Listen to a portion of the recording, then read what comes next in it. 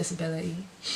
I don't really talk about my disability, and I think it took me a really, really long time to even identify as a crip person and as someone who is disabled.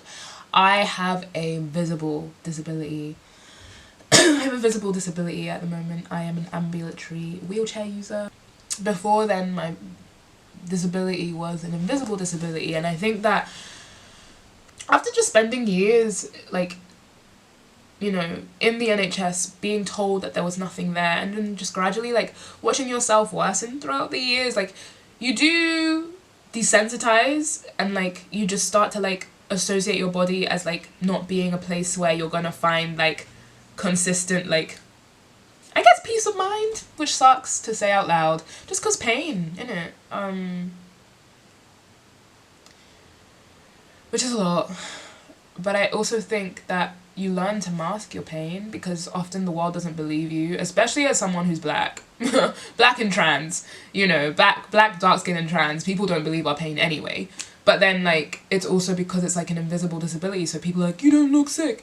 And so you just kind of learn to push through, or you're just kind of like, oh, well, no one's gonna help me get better, which I'm still finding. People are still denying that, like, because I have endometriosis, right? I know this because of, like, how my symptoms manifest, because there was a scan that showed it, and then I've had some really alarming times in hospital that, like, I don't even feel comfortable going into hospital that much anymore, which is not helpful. I guess when people don't really believe your pain, they don't believe that there's something up and that you have a disability. When I had my worst flare-up ever in 2023, I thought I was gonna bounce back, like I usually did after a really bad pain flare-up, and I just didn't, because it had gotten to a place where it had deteriorated, like my health was deteriorating, and I just didn't bounce back. And I don't think I really deeped how bad it was. And then suddenly, like, month after month, I wasn't able to, like, leave the house because I wasn't able to stand up for long periods of time.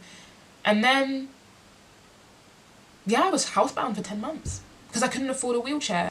I need an electric wheelchair. That was my specific need, but, like, they said I'm not eligible. So I had to fundraise for that through queer community, through the community online that held me. And that it's a weird thing when you're an artist and you're a performer and you're, like, I guess more public facing in your work. And so, yeah, people, like, associate you just, like, creating and building worlds, and it's like, oh no, I'm actually a human too, and, like, there are things going on